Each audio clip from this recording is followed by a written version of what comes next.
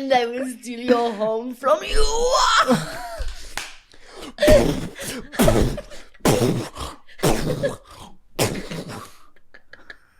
We're gonna have to do a warning at the beginning of the episode. There's over 19 gunshots in this episode.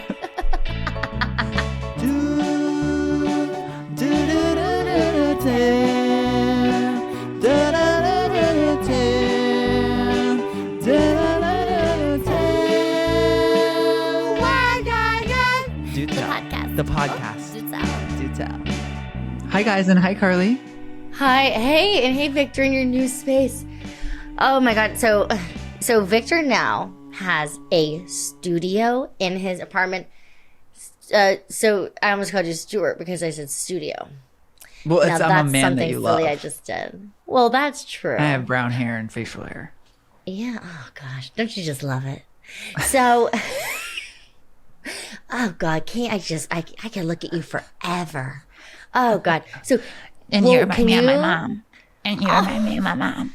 Actually, I was at a bar once, like literally 3 to 4 years ago. So I was in my mid-20s at this point, and some guy who was definitely like on some sort of drug or a drunk, he comes up to me, he's like, "You remind me of my mom." And I was like, "So I'm at a bar and I'm young. Do I seem evil. Nice? Oh, well, I don't like that." And one girl that I was with, we were doing an improv show. We were traveling for it. And she goes, "Hey," like she was like, "Don't say that to her." Mom's having really so good. Rough. No, it's like, "Shut up. Don't say that she looks like, she reminds you of your mom." Like, is that so bad? It feels good to like stick up for a friend in like a bar setting where it's like it's not going to devolve into anything physical. Of course, that goes without saying, but I just had to be specific. But it feels good to be like, "Hey, shut the fuck up." Like, I know. You know what I mean? Because it's on behalf of someone else. But what if that person you tell that to, that you get all offensive to, is like serious and like pulls out like a knife? Stuart's good thing I always bring my gun to the bar. Stuart's always reminding me of, I'm like, "Fuck you," like on the road. He's like, "Carly, hey, so please don't do that because I'm gonna have to defend you." You know, like he's like, my instincts will be to step in front of you and to die. If that person is seriously not right and gets out, stops the car, gets out because you yell "fuck you" to them, is it worth it? And I'm like, oh no, it's not. It's there's something beautiful about both people in the couple having a death instinct, but they're intertwined by the other one's decision. That's I always just feel so bad. I'm like, oh, I did just put your life at risk, huh? But I imagine in that situation I would sucker punch, and I don't know how to do that, but I imagine that like I could and I would, given the moment. But then I go, I'll be arrested. Yeah. If I do that, I honestly could get arrested. If the person that starts it is like down to fight enough, then they probably won't even consider bringing the police into it. Oh, like I think like 80% of the time. What if I start it and then someone's like, "Ow, you just punched me." If you start it, then it's like it's not up to you at that point. In trouble. Let me pin you because I keep making eye contact with myself.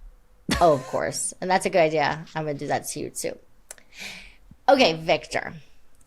Tell us about, can you tell everybody the big update? You have gone through a major life update. I just moved big improvement. The Palace of Versailles.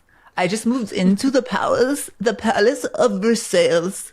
And it's really, really gorgeous. And it's right on the sea. I live on the sea now. Of Lake Michigan. Take a moment for that. Yeah. I live on an inland sea. You can see waves crashing from your couch. And that's not something that people can say a lot in Chicago. Except, of course, the cast of All Her Fault, which I do want to talk about today. Because that takes place in quote-unquote coastal Chicago, Wilmette, Illinois. Sarah Snook's new show. It is literally a soap opera with Dakota Fanning about a kid being kidnapped. And they filmed it in Australia. They filmed it in Australia. No, I would never do that. Especially, it's about a nanny kidnapping a kid. And I'm a nanny. And a mom I nanny for recommended the show to me. She goes, hey, take the hint, honey. I need to go on a freaking vacation soon. Take the hint. In the beginning of the show, they're like, the whole thing is like they're trying to figure out how this could have possibly happened, and all the moms are like, everyone's asking the moms like, well, did you vet your nanny before? And they're like, I called her references that she gave me, and it's like, did you do a background check? And they're like, no. And then I guess one of the dads of like that I nanny for asked his wife, like, did we vet Carly before? Like, no, we didn't do a background check. I'm like, oh God, well, go ahead. But this show it's like nanny slander at first, and then there's a really big twist. Well, that's but it's like coastal Illinois, Chicago. It's Wilmette near the Baha'i Temple. I mean, and I love kind that of a temple. lifestyle you're living. Oh, and I wanted to mention, okay, because you were talking about like vetting nannies, and by the way, we'll get to our things this week eventually. Oh, we can't wait. Mm-hmm. But okay, so you know how I paint bags for Marc Jacobs? I could never forget it. So you're wearing also a Marc Jacobs shirt right now. Oh my God. So I have to coordinate with the store for them to send me bags via like a courier. And the people that like send the bags like don't necessarily like vet the drivers. It's sort of like, this is Uber. Like Uber has everyone's identification. Like this reminds me of somebody once saw a DoorDash guy taking a couple bites in Chicago. I get my purses and there's bites taken out of them. Like with his fingers, like scooping out like some food, which is like disgusting. I mean, it's like so. It's first of all funny. Second of all, sad. But well, it's just like we put what all that to say is like, well, there's so much like just like social trust we put into these like institutions 100%. Like Uber, millions that's of dollars of Marc Jacobs coming your way in an but Uber at the end of the day, delivery. You're putting thousands of dollars of bags in a stranger's car and just like trusting that they'll take it there. There are literal courier services in Chicago. I know for a fact I used to use them at my old office job. We could be using couriers, but instead we're like, nah, Uber made a little thing. Uber made it a little feature. I'm like, oh my God, okay. And $10,000 later, I didn't receive any bags that day. What, really? The bags were stolen. It became a police matter at that point. The bags were taken. Wait, not what? To my villa. They were taken asunder.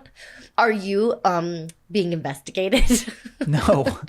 They're like, I was like, lying? hey, I haven't received a notification from Uber yet. Is that normal? And he was like, oh. Kevin, shout out. I'm so sorry that this happened. That's crazy. But I just figured I'd talk about it. Did this happen this week? It happened 2 days ago. Oh my God. Yeah, no. I don't think that I just think there is a lot of trust, and if you're handling, you know, some things really do need to be treated with like with care and like I don't know. What am I trying to say? That was a really huge deal. I think people. This is what I thought should happen. Like, let's take a picture of your follow ID. Royal protocol. I think. You know, there needs to be like pomp and circumstance for things too. I know. I think so too. I'm like, we're putting too much faith in these like tech companies. And, yes, like, exactly. And like, yeah, someone's gonna steal those bags. Do you know how horrible America is? Yeah, right. I'm gonna steal people. Oh, you just put $10,000 in my car. We steal much worse than $10,000 in Marc Jacobs bags, but I'm so sorry that happened. That's really stressful, especially for the employee who put it in the car. That's what I mean. I was like, I feel so bad for that person because, like, gosh, that sucks.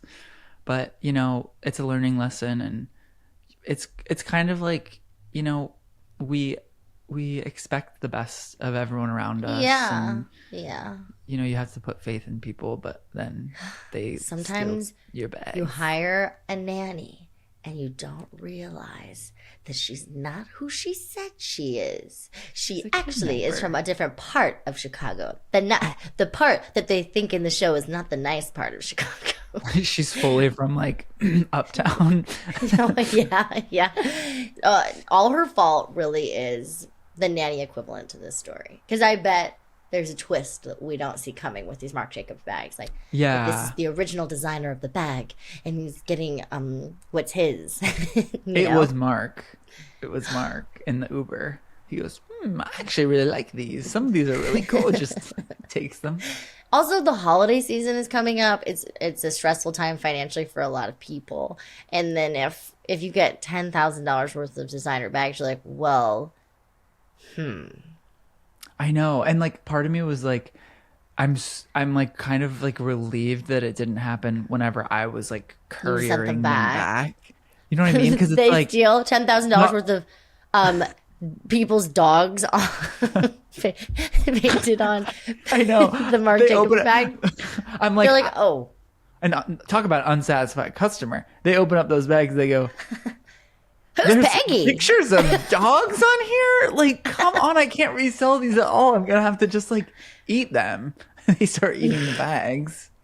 Yeah, that would be tough. Quite the heist. So Carly, that was a little mini thing that happened to me. Like those two things, living in a new space and the theft. Stolen bags. Oh, what's your thing this week? Well, I mean, my thing really is I want to talk about Christmas list because I've put a lot of thought into my Christmas list this year, but I want to know. I really am curious about our growing dynamics with Christmas tradition, Christmas lists, and like I think, you know, as an adult, we do have a lot of like conversations like, adult Christmas, you're getting a pan, but I really kind of like it. Like it's like about necessity and stuff. But some people also kind of like stop getting gifts or stop making Christmas lists. I just so happen to have Stuart's mom, who is still honing in on the tradition of, okay, kids, what's your Christmas list this year? And I'm really so lucky. Like, I love that. So I get to I was like, okay, I need to sit down and I need to think about my Christmas list. And it was really fun. I typed it all together in an email. I tried not to be too crazy about it, with my requests, I guess I would say. And then I went and I was nannying in these kids. They had Target magazines, physical Target magazines, and they had circled, their moms had them circle the things that they liked in them. Whoa. And so people are still doing that. People are still doing that. And I think it's so sweet. So I just want to know what's on your Christmas list, and I want to tell you what's on mine. And maybe this will inspire people for the holidays. Because it's call in and tell us what's on your list. Yeah. Lipstick in my Valentino white bag? Damn, take me back to that. Take me back to that time on the internet. Clip that. Oh. Millennials are getting a little more love these days. Have you noticed? Making a little bit more sense, isn't it? The business is clocking to you. Nostalgia kind of is awesome during authoritarianism, now, isn't it now? Business. Yeah, I'm seeing these collages or whatever, dumps as people call them on Instagram of I need to rename that. Of Zooey Deschanel doing a little claw with maybe a nose on, and it's early in Tom's shoes, it's early 2000s core, and I'm like, interesting, yeah, okay. So it was fun. Early 2010s. Obama first term era hope, 2010s, yeah. People are going, that actually, God, that looks nice and fun. And I guess I was a little bit younger at the time, but I was wearing Oxford loafers and listening to Vampire Weekend my freshman year of high school. Jesus Christ. I was listening to the cast of Victorious that same year. I got Glee karaoke that year for Christmas, and everyone left the TV room. I too had a singing video game. It was called Sing Star Pop. And I was nailing, because you had to fill the tube with your voice. How was Glee's software set up? Did you have to fill the tube with glittery voice? I don't think so.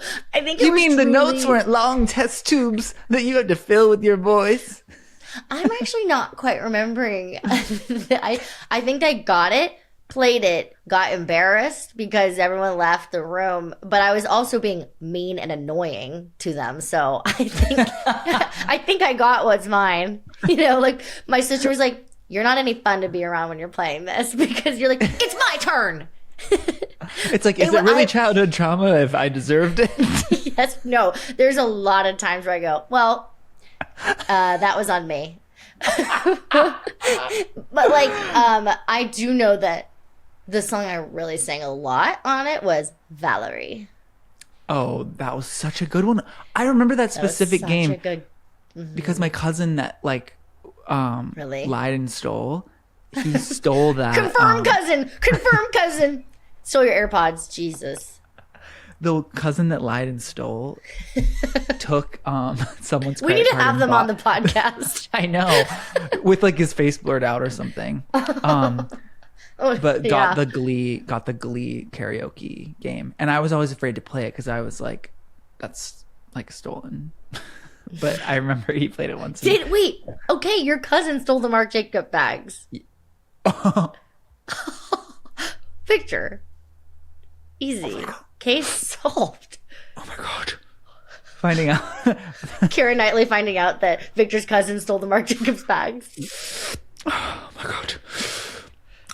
This is my cousin. Try wearing a corset. Try playing Glee karaoke. Wear a corset. Try singing while wearing a corset. Oh my god. It was literally him. It's so good. So your cousin is a thief? Like so this cousin is you. He's a thief. This is me. This is my audition for Knives Out. The next Knives Out. I'm gonna replace Daniel Craig. So Well, your of course. cousin. Well, he's a thief, is he? Ah, well, interesting. Well, we're gonna have to look into that now. He's Southern in that, right? Well, I do declare that he is a very Southern. That's the type of role Stewart's gonna play one day, no problem. No questions asked. Stewart doesn't become like the mayor of like New Orleans Character, or something actor. as a character, I don't understand what's supposed to happen if that doesn't happen. I don't understand what's supposed to happen if that doesn't happen. No, I agree. And that's what I'm trying to tell you here. I can't do it. Well, I do think that you're gonna get there, but well, I'm gonna solve that case for you. Don't worry. If you are someone who lives in or around North or South Crackalacky, Crackalacky. Oh, brother, I've never been there. That's how. Okay, so that's literally how Ava Max refers to North Carolina, where she grew up. She calls it North Crackalacky. Now, Kakalaki. Kakalaki. I feel like we're saying something bad. Kakalaki. Kakalaki.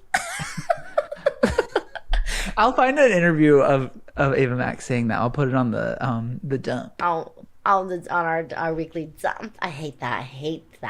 I hate but that. one day we'll be nostalgic for it. Remember when we all used to do dumps? TBT. Oh, when we did that. I haven't taken a dump in a while. So I feel like you're telling me you have two things this week. Well, I haven't even begun to tell you about what my actual thing is. What's your main thing? Because your small things are literally moving and theft of upwards of $10,000. Okay, so I think it actually should be moving and then having like hard conversations while moving because it tests your. It just kind of like. Well, state your case. Because it's hard to do. Like, okay, first of all, my thing is moving. Okay. It's really hard, especially when you're busy. If you're moving when you're busy, that's like two really difficult things. Also, moving during the winter is insane. Breaking down boxes, taking them out whenever it's negative 18 degrees or whatever. Also, it's like if one of you is really busy and then the other person, a lot of the moving and packing falls on them, then there's tension and then it feels really crazy. And then you have to have conversations, which is always good, but it feels a little bit crazy in the lead up. So yeah, moving is crazy. Moving is crazy. I feel like whenever you see someone at a party and they're like, "Oh, I'm moving. I just moved." You're like, "Oh, like you really needed to get out of the house, huh?" Yeah. Yes. Moving Winston into our house has me going, okay, and everything. We're just gonna make sure everything's situated again, and we're gonna get it all wrapped up in a nice bow once again. And it's like it's insane of me. I'm like, never seen the floors this dirty so quick. It's like now I have a dog. But it's I think like Winston. A period of readjustment in the house, moving houses. It's like also moving to a better, nicer place is like so cool. Whoa, a lot of. Have you ever done this before? Get solved. I've like never like moved to a better place. Oh my god, no! I can imagine like that. That's what I'm seeking for our next move is like moving to a 2-bedroom with a side yard. Groundbreaking for LA. That's literally like owning a house anywhere else. It's like you can get a 2-bedroom side yard in LA. I would just freak out. Like I'm trying to bring it in to. It's gonna happen, and we're gonna live right next to you. Of course, but how are you ever gonna want to move after you live in this place? I got the virtual tour, and I really love it. I love it. Really? I can't even imagine after you do a summer there. I know. On the lakefront. I know. You're not gonna want to. Hey, Carly. Can someone book my ambition Victor? Is I know it's too high. Limitless. It's good high. It's limitless, so it's too high for that place to hold you down. But sometimes you downgrade when you move to LA. I lived in a 2-bedroom with a unit laundry before I moved to LA. Now I don't have that. It's gonna take me a while to get. I was thinking about that. I was thinking about that earlier. I was like, Carly's old place was really, really, really nice. Well, it was just big. It had like old features, but it was like big, and it had in-unit laundry, a parking spot. Like I think we both paid $900 a month. That's it was like $1,800. Yeah, and you lived in like such a cool area and like Logan Square. It was great. But hey, it's like it's all so worth it. Like it's right. So yeah. Today, it's also worth it because today. Once they hear our prayer. Well, can I tell you about what happened today? About an hour ago. In my laundry room, and I hope they're not listening to this. My neighbor, older fellow, says, "Oh, God, I'm actually scared right now." He asked me what I do. I say I'm an actor. I'm gonna whisper as if this helps, because hey, I doubt he's listening to this. But oh my God, he's behind you. Oh my God, I'm not kidding you.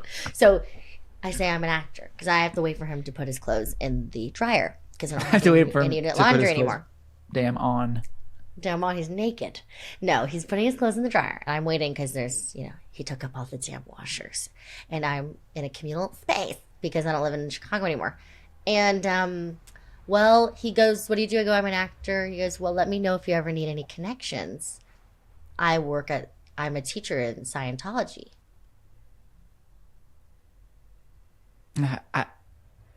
This happened to me today. We can't comment.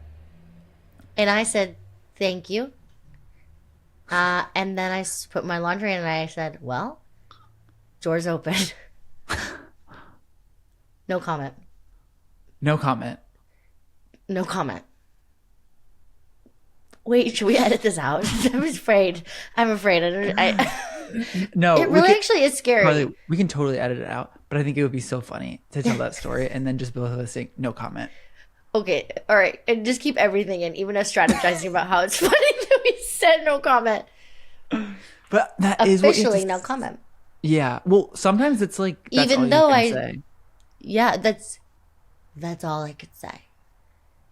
I'm scared. He lives. Is it bad to say that in person? Like if someone's talking about something that you don't want to talk about, are you allowed to just say no comment? Because I say that a lot. It's a bit. I think you can, but it's like someone would go, "All right, well, fuck off then." Like they'd be like, "Well, that was awfully weird." I go, "Well, I didn't say anything bad, so."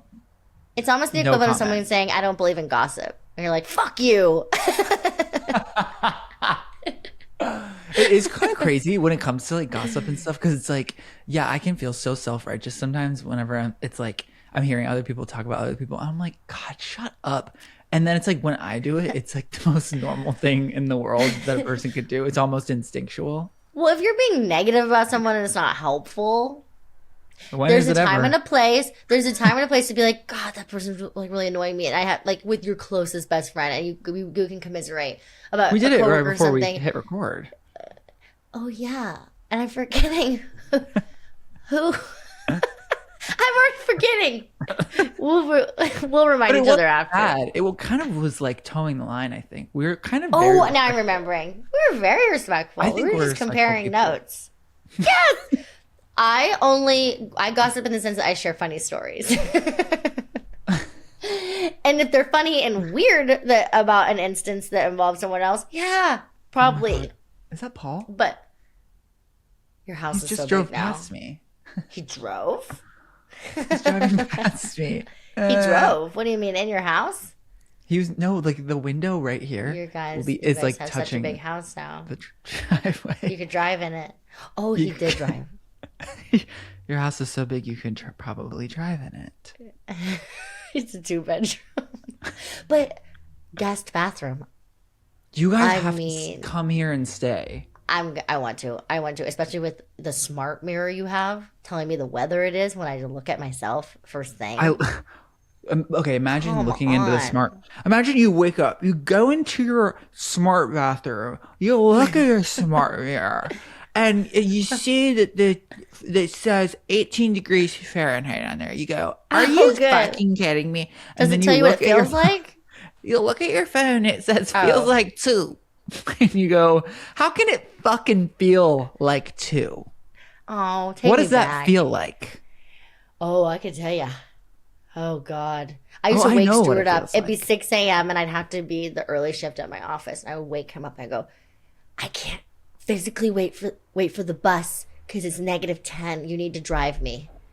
You need to drive me. And he's like, yeah. Oh, like it's like 6 a.m. I'm like, you have to get up and get in your cold car and drive me downtown. I bet he did. He's such a queen. He's a king. Yeah, he is. Well, he's both. I mean, that's how awesome he is. He's both.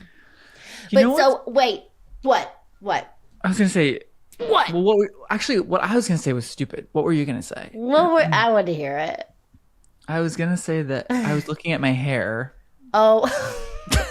Okay, next. So what were you I like your hair. Thanks. Well, I like your hair. I refuse to wash it because it's so dry in here that it keeps drying out my hair and it goes straight. Well, and you have curls, so you need to protect that. Which means I didn't wash it today. Great. I'm always jealous. I hope that Stuart and I's kids have his curly hair because he has like curly thick. It's short. He needs to grow it thick. No, it grows it just really becomes like really fluffy. It's not like gonna go down anytime soon. He should. I actually do like his hair longer. Anyways, Victor, I'm dying to know what's on your Christmas list. Okay. Seriously. And what are your traditions that hold true as an adult? So what's sad is after leaving home, it is sad whenever you reach our age, my age, being deep into my 30s. You're about 32? But if you're in casting, I'm 26 because I can pass for it. You can. And I'm 29, but I can pass for fully 17. 18, fully 17. Put me in the right outfit. Try me. Or I it could be dare you mother. to tell me I'm not 17.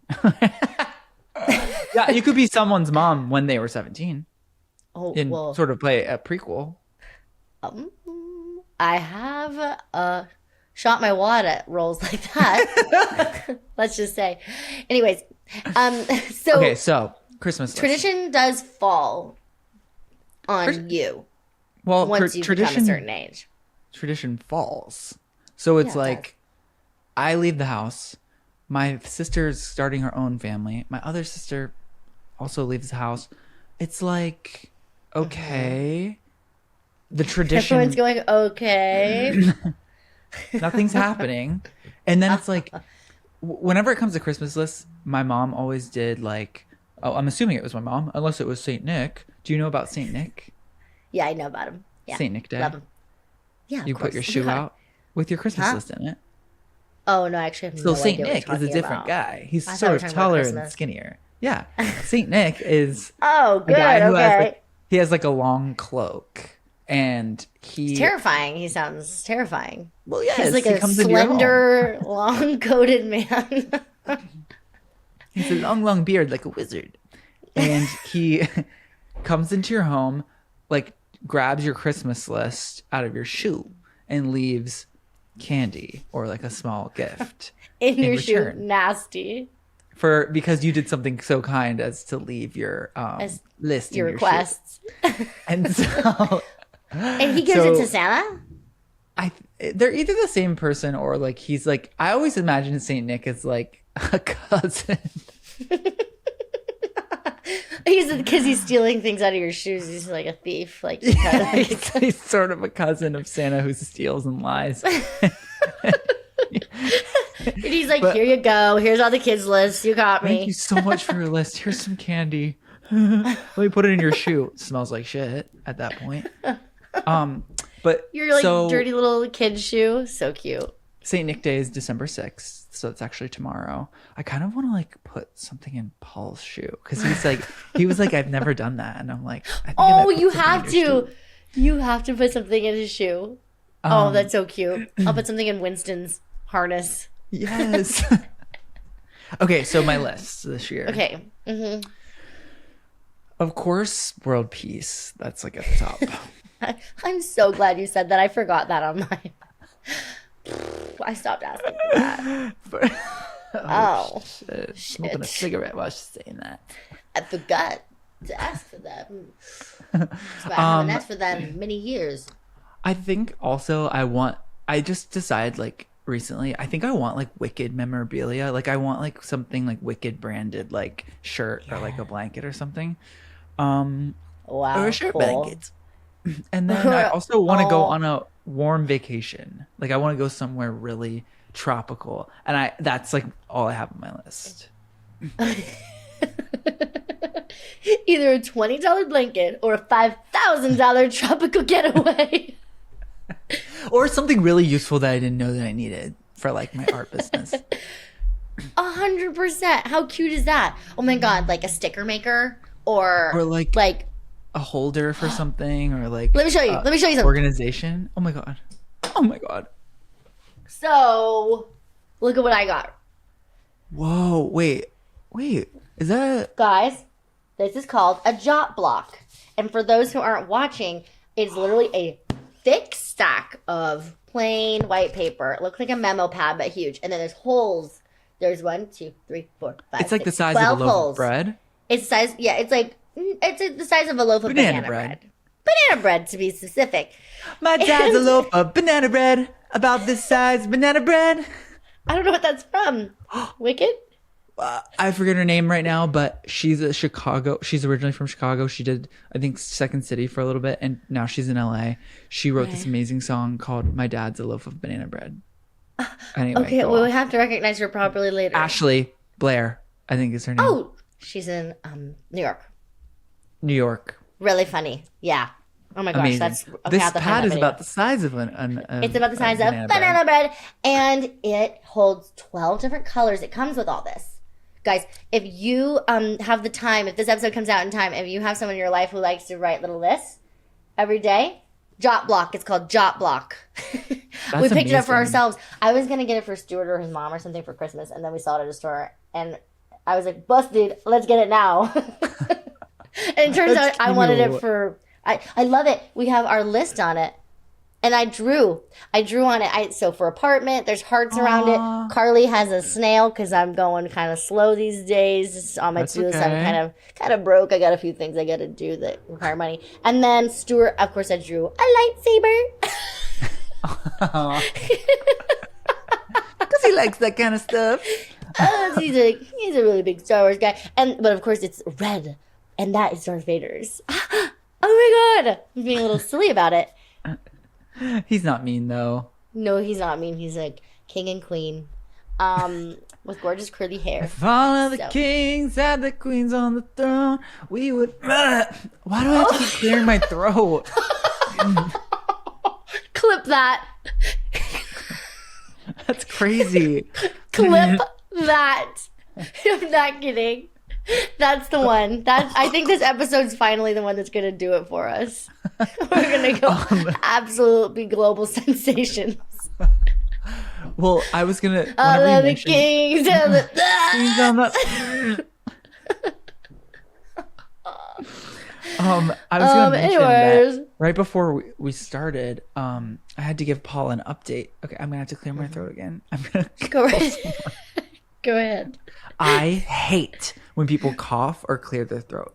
I hate it. Wait, Victor, that's all I was doing when you were staying with me.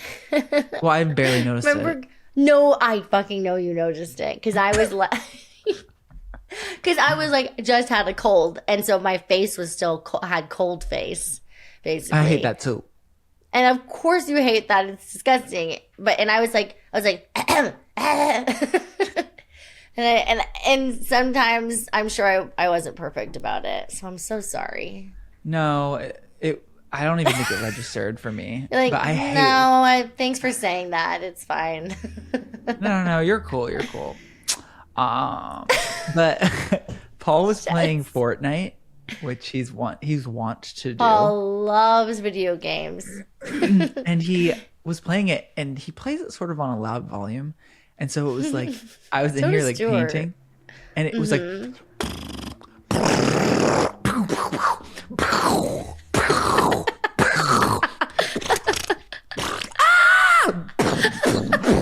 I was like, oh my God.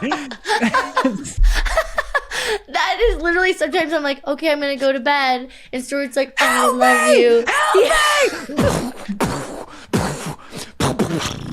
Stuart's going, no! Fuck! No! Shit! And I'm in here literally watching it. Oh,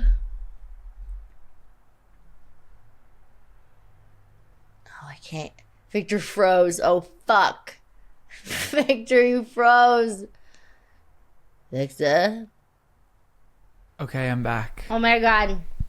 So basically, I was hearing like...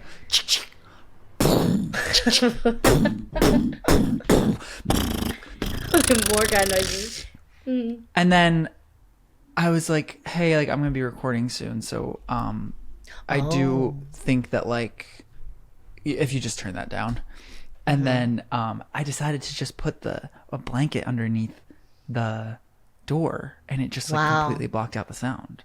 Because this is your guys' first time living together officially. Like, you moved into his place for about, like, maybe a month, and then you moved into this place together?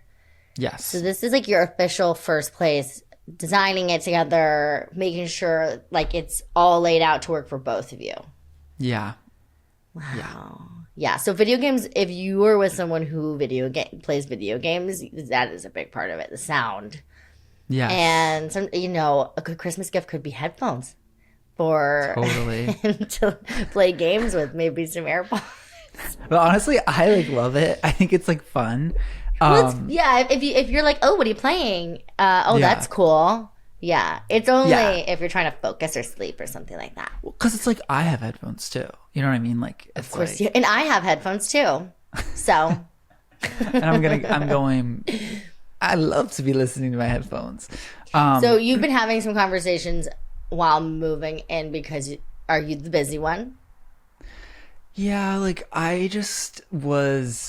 think what I realized was like I'm now doing like this endeavor of like being self-employed with like my art business, and like I was just like I was almost overcommitting like right with a lot of different projects and stuff, and just like working like all day. Yeah, and you had a crazy week in LA before. Well, yeah, right, that too. I think like but like even still like without that, I think we like decided on the apartment like maybe right before we went to LA or like so it was all just like it happened really fast. Whirlwind. And it's just like these are opportunities to just like communicate, and like I just I just felt really bad because like Paul is like such a like he's like a really hard worker and just oh yeah. Is just when like, you guys like were packing you guys made your Christmas cards and he goes, well, these will double as a change of address notification to everyone. And I was like, you do that? That's so impressive. Like he is on it.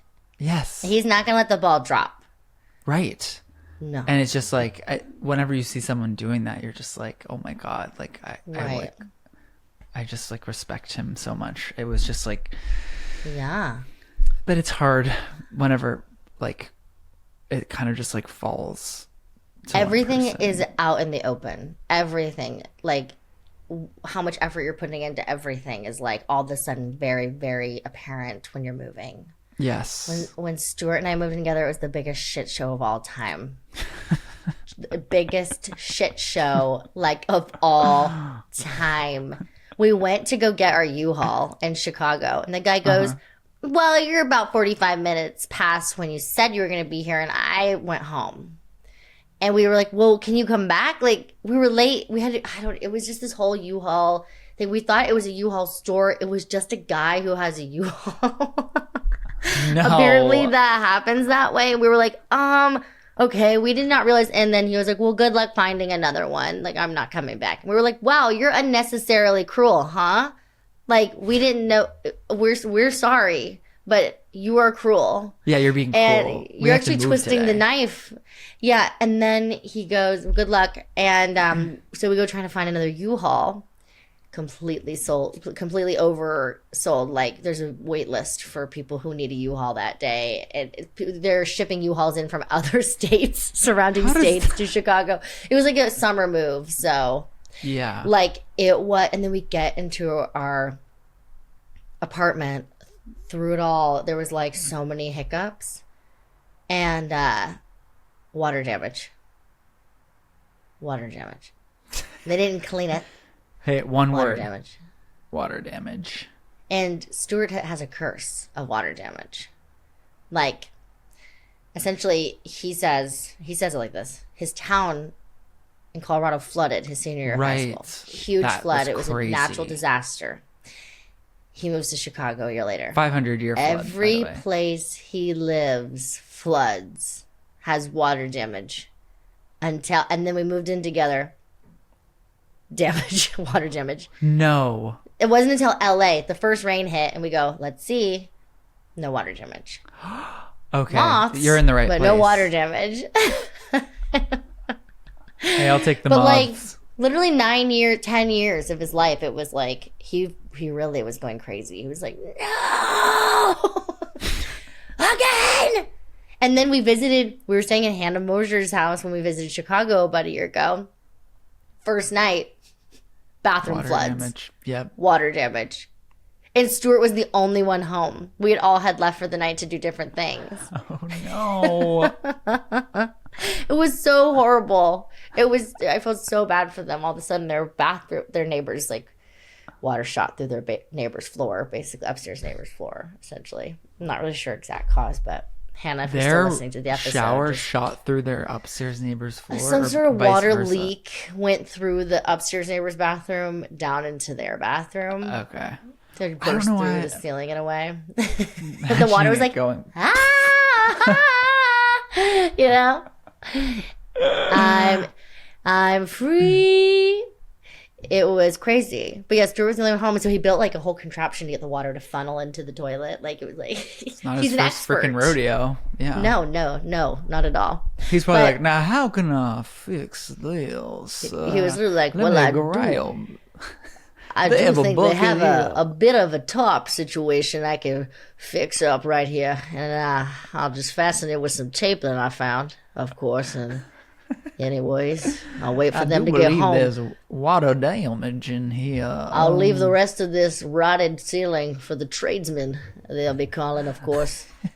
There will be kind of starting to get like a bit of a pipe layer. It's going New York for me sometimes. Well, mine might have been New York for a second. I want to tell you about a Christmas tradition that I want to spread. It came from my mom. And I'm sure this was something that she saw either online or in a magazine, but that's how most beautiful things begin, of course. Those are a modern folk all my songs. grandma's old recipes, I go, oh my God, like her tater tot casserole. Guess what? Back of a box. Better Homes but and Gardens. But then she intuitively fixed it up a little bit. So that's where it's all in the magic of the person. But my mom made reindeer brownies. And let me tell you how to do that. It's really easy. I'm doing it with the kid I'm nannying this week. So, okay. Essentially, and I'm so excited that I told him about it. And he's like so excited that he's reminding his mom to get the supplies. I'm like, let's go. So you make a sheet of brownies, whatever way you'd like. Then you cut them into triangles, shape of a reindeer face. I'm liking Buy this. white icing, M&Ms, and pretzels. So, icing is going to be to glue down the eyes, the nose that are made of M&Ms. You'll want to use brown M&Ms for the eyes. These are not blue-eyed reindeer. I've done that once. They looked scary. They looked terrifying. There's no such thing as a blue-eyed reindeer. No. You hear me? So, then you want to do a red nose. So, you're going to be going through the M&Ms. You're going to be picking the colors out. Trust me, if you get like a normal family size pack or like a bigger pack of M&Ms, there'll be more than enough. Get two if you're nervous. Have a snack later. Okay? Hey, have a snack. So after you cut into triangles, put a little dab for the eyes. You could have the whites of the eyes showing. Put the brown M&M as the pupil. Then do a smaller dab at the base of the nose so you don't see the icing, just the red M&M on the tip of the triangle. So, and then of course at the smaller end of the triangle, the top, break some pretzels. You don't want the pretzels looking perfect. These are the antlers. Wait, the fat end of the triangle. It's going down, or is it going? Yeah, it's going down. It's going down. Okay, gotcha. So it's going down. These are reindeer. Exactly. So it's going down. I'm yelling ho ho.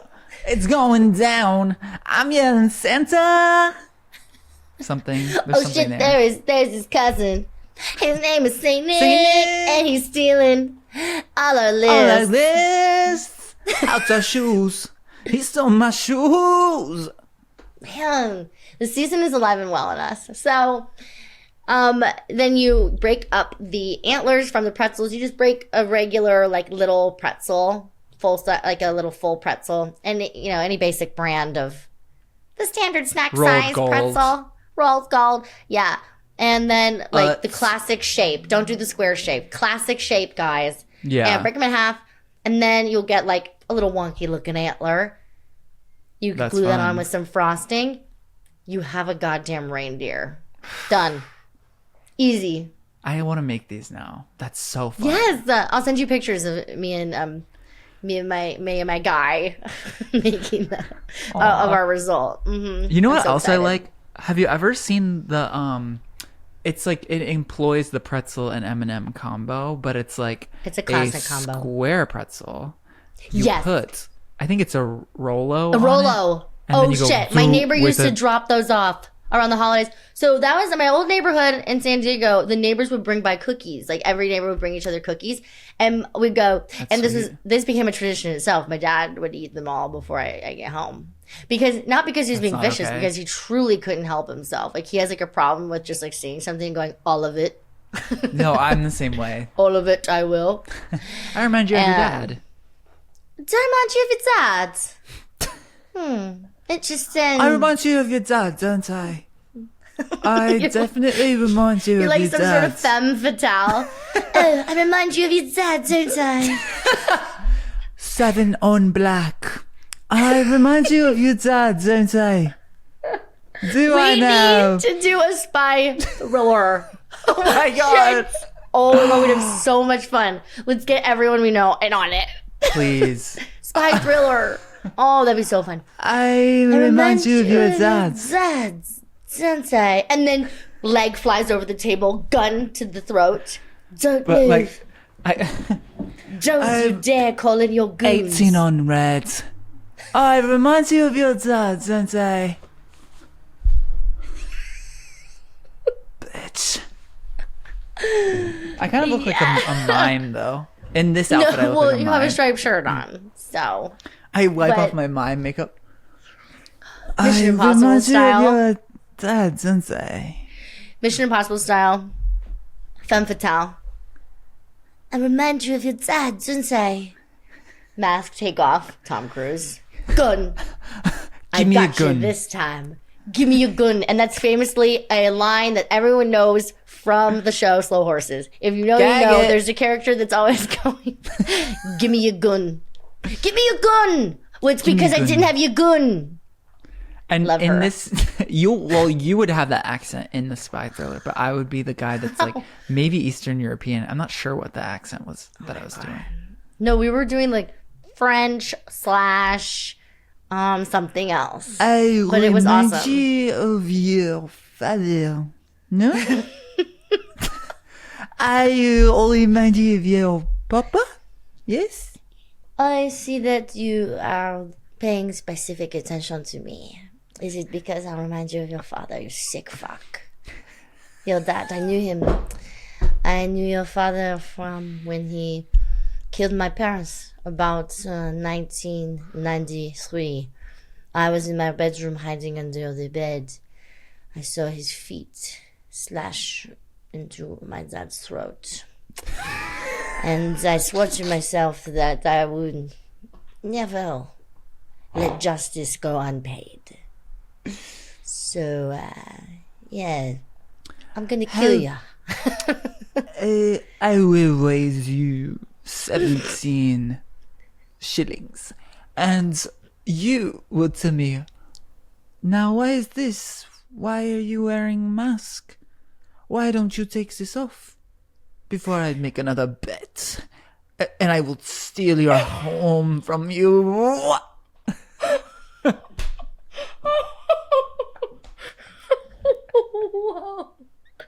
And I will steal your home from you.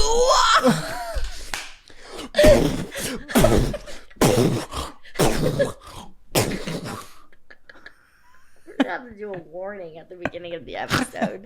There's over 19 gunshots in this episode. There's a realistic casino royale scene. Basically, okay, this is what I want to share that's on my Christmas list. It's the most important thing that I think it'll I can gain some inspiration for you on my quest. I asked their name is Santa Highcar. Stuart's last name is Highcar, and we get an email from someone named Santa Highcar every year asking for a Christmas list. Oh my god, that's so sweet. So I told Santa Highcar, I'm 29, and there needs to be kids born into this situation. It's going to be a blast for them. That's going to be epic. It's going to be epic for them. So, anywho, I get an email from Santa Highcar, and I go, you know what, Santa Highcar, I think I need to upgrade my organization when traveling. I need new luggage, but I'm not going to ask for a new suitcase from Santa Highcar. That's about $300.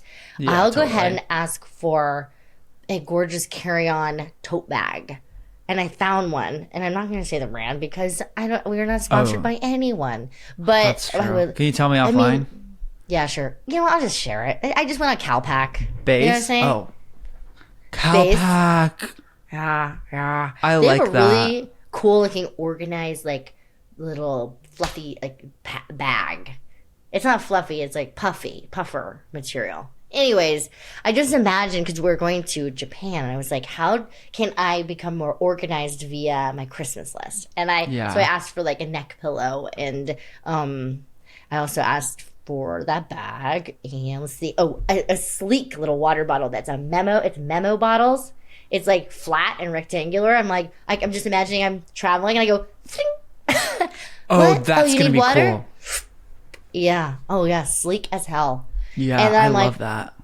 I'm like, if we're being crazy, this is Dolly Parton vinyl. I love it. Which album? Well, it's her, and I think it's Loretta Lynn and Linda Ronstadt. And oh my God. They sing Wildflowers. Let me get the official name. I've just been listening to it.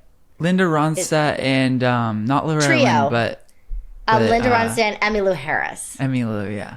Emmylou. Oh my God. It's so good. If you haven't listened to Trio by that trio, Dolly Parton, Linda Ronstadt, Emmylou Harris, really you got to do it. I mean, they're I'm just so cool. They're so cool. I mean, and Wildflowers by Dolly Parton, and in this album they all sing it. God, it's such a good song. I mean, it's one of the best. Dolly Parton, here's what I want to share with everybody. It's not ringing a bell right now, but I am nodding along. I'm going. Wildflowers don't care where they grow. You know that song? In the hills that I knew. I don't know the lyrics to that part. Wildflowers don't care where they grow. Dee dee dum dee dee do, dee dee dum dee dee do, dee do dee dee dee, dee dee do, dee dee dee dee dee, dee dee dum dee dee do. Wildflowers don't care where they grow.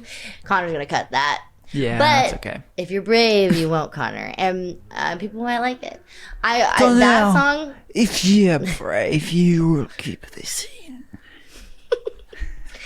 Oh, you will cut this because it reminds you of your father, Coward, just like not him. to be a silly Freudian cunt, but I do remind you of your father today. Just a bit. Un petit papa. Comment ça va? Oh man. Yeah, I'm so excited to be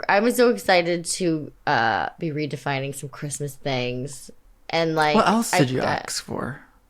What else did I ask for? Well, that was really it. I asked, and you know, I was inspired for some gift giving this year. I haven't done it yet, but I've thought about it. There's a company I saw that you can donate on people's behalf. I wonder what you think about donating on people's behalf for holidays.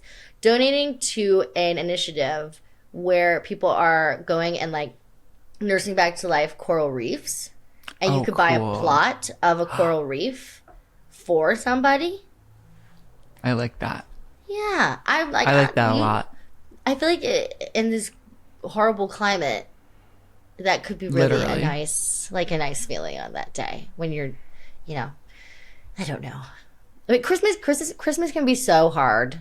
I want to acknowledge as well, because there's traditions that fall to shit that really meant a lot, or people that you wish you could be around and you can't for whatever reason. It just sucks. So I think it's fun that like Christmas lists can still remain or in some way, and I don't know. It's nice to be trivial about it, or just like silly, like exchanging like Christmas cookies with people. That's so fun. And like for Halloween, we booed people. Have you ever heard of this? No. Did I tell you about this? That? No. Basically, like in my neighborhood, we did it growing up, and one of my friends, Nick, we also found out like he did it in his neighborhood, and I'm thinking we were like the only people that did it. Like he was in Ohio and I was in San Diego, but we did it to each other, and then it spread through like some of the LA comedy people, where people were booing each other, which is basically you just make a little gift basket of Halloween fun, like goodies. I put like Count Chocula goodies in there. And then, and like other goodies, some stickers, whatever. And you put it on their door, and then there's a sign on their door that says, "You've been booed. Pass it on." And so you have to go boo somebody. So cute. That is really cute. I know. So I'm like, I think like, you know, the little things are really fun, and I don't know. It's just hard to keep magic alive, but if you... I think there's going to be some magic in your future. You think? What do you know? I don't know. I just think there might be some magic. Do you have a... Oh my God, it's going to happen. I'm getting engaged. Oh shit. Oh no, my God. Do I need to get a manicure? God, get your mind out of the gutter. God. I think being engaged is something sexual. Oh, God. You know, when I was really little, my last name is Straight. And so some kids on my street were like, "Oh, are you straight?" And I was like, I think I said, yeah, but don't worry, I'm a virgin. Or something. Like, it was like, I thought it meant that I like had sex. There must be something about like doing like being like actor, creative, improviser vibe, and then also like being a totally like a kid where like sex stuff didn't click until like really later on. Oh yeah, 100%. I think you were focusing on other things, like possibly the make believe. Yeah, I was dreaming, and I'd write songs about love. Well, of course, they'd always start love like is such this. A different thing. They would start like this, baby, and then something would happen. I got like gifted a typewriter at one point by an elder family member. And I would typed on my typewriter about my crush, and then it ran out of ink. I never refilled it because I didn't know how to do that, but I still have it. It's almost impossible.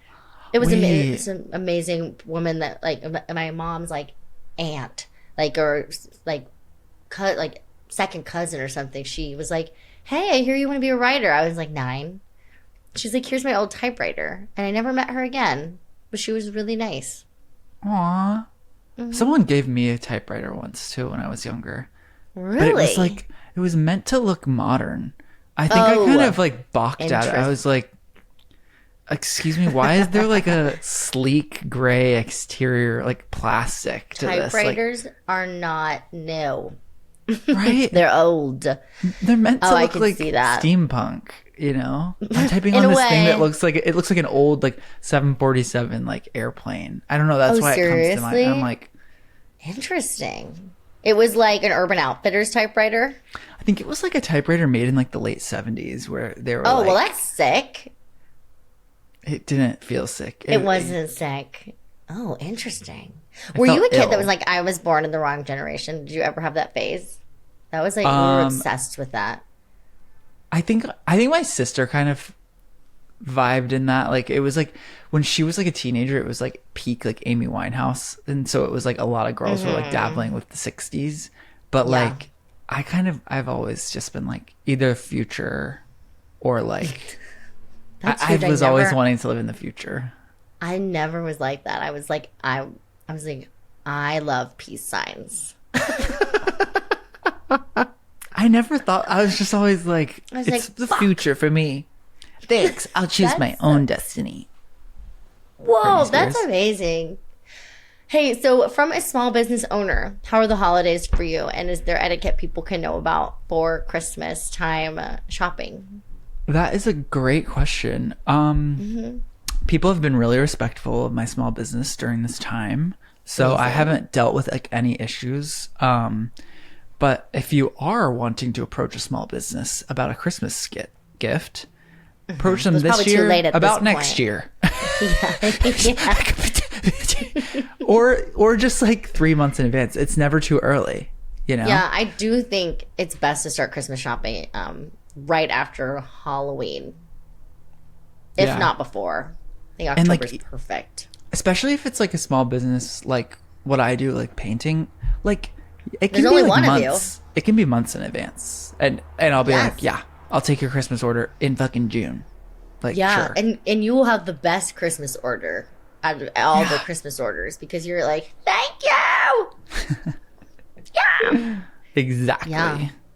I've seen some people online, some small businesses being like, I don't do sales. Sorry. I'm like, yeah, that's a really good point. You don't have to. It makes sense because it's like, you don't think that I'm... Jesus, more work, less money? Huh? I know. Well, that sucks. You know what's interesting is Etsy sometimes will create a little code for me that's like, oh, 10% off if you like buy from my shop again. And I'm like, I'll take that. Like I want people to be repeat buyers. You know what I mean? I'm like, oh, if this like prompts you to buy again, like sure, that's like 10%. It's not that crazy. That wouldn't be that crazy. Yeah, it's not crazy, but like it's like 50% off of something gesture. Where I'm spending the same amount of time on it. You gotta be shitting my ass. Shit my ass. That would suck. Well, I think we're approaching. I think we're done. For the students of the podcast, Victor, how would you recommend them get into move? Like, what should people take from your moving experience? Pay for a moving service, which is did you not? We did. Okay. Mm-hmm. So that's a bar, and then bar is set there. I agree. Yeah. Also, just talk about like the days that the move is going to be happening and the days leading up. Plan like, okay, we're gonna be packing like for 2 hours this day, and it's like 2 weeks in advance. Like really just do it slow, steady, schedule it. I love that. And how was Layla with all the boxes? She was so anxious. She was very anxious the whole time. She was very nervous. She was like, this is lasting a long time and you guys need to talk. She was like, and where are we going? And where am I going? And am I coming with? Oh, that sucks. She was saying that. Okay, but it looks Carly, like she loves her new house. Just to say, I saw a picture of her on the couch. Yeah. Yeah.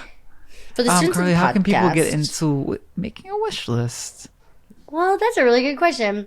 I would say, a Christmas think list. about who's asking for your Christmas list, you know, and be respectful of them and the gesture that they've set forth by asking you, an adult, what you would like for Christmas. And I would also say, like, you could even set a budget yourself and be like, hey, like, are we spending $250 on each other, $150, $75? What's the limit here?